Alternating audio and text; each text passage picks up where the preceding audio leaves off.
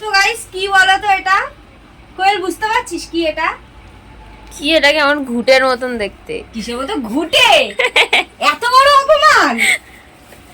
তো গাইস দেখো, এই জিনিসগুলো কে কে চিনতে পারছো বলো তো?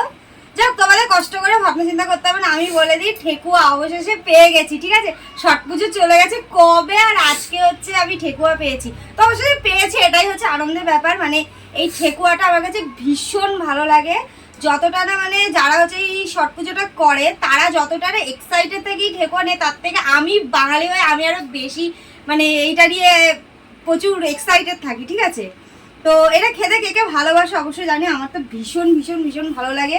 অনেকদিন ধরে ভাবছি যে কবে আসবে আমার কাছে ঠেকুয়া।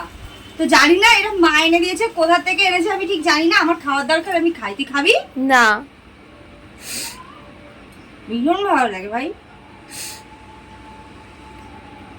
খা একটা খা। আমি একটুও খাবো না, আমার ভালো লাগে না। তো আমার কাছে তো ঠেকুয়া ভীষণ ভালো লাগে। তোমাদের যদি ঠেকুয়া ভালো লেগে থাকে অবশ্যই কমেন্ট করে জানিও। তো চলো, তোমাদের সাথে কথা পরে বলবো, আমি আগে ঠেকুয়া খাই।